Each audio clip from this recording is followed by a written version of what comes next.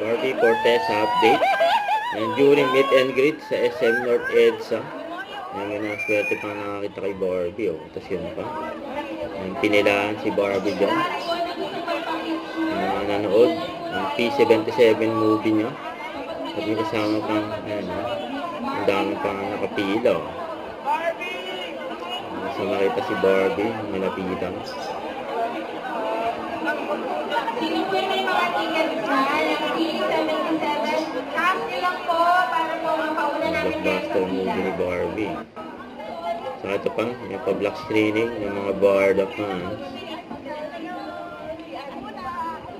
Yan sa Cinema 76 ng Film Society. Kaya yung pagdating ni Barbie,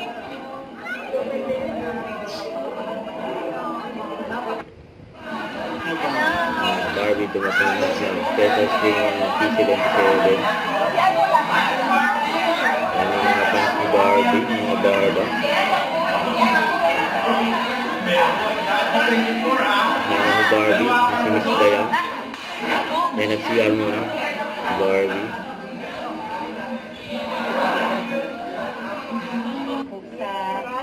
Oh, yun ang yan po. Ayan ang bangs ni Mami. Nag-side bangs na. No Thursday pool pa yan.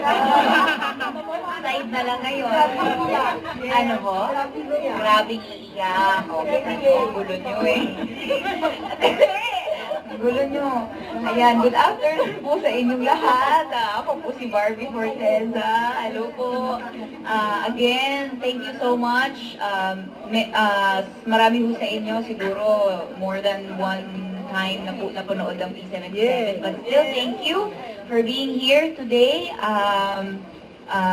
Gusto ko lang pong sabihin sa inyo na kung ano po yung napanood nyo 2 days ago, yun pa rin naman po yung papanood. Wala naman po babago.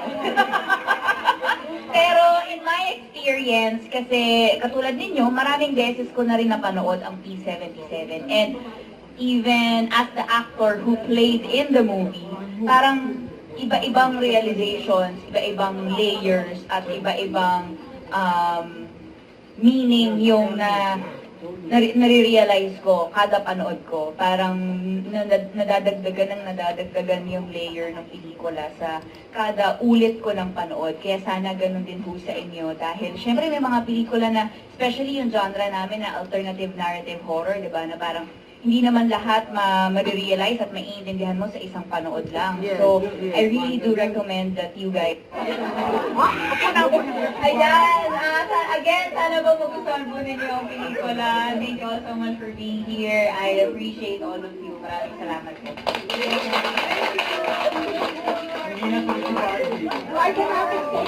Congrats kay Barbie.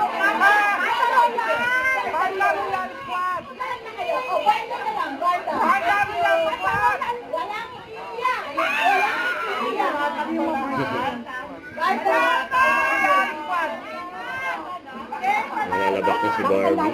Ay, team panatag daw kayo. Wow! Team panatag! Team panatag! Yung panatag daw. Mga Barda. Don't forget to subscribe, click the notification bell for more update. This is Twitch Reaction Vlog. Stay tuned for more videos. See ya.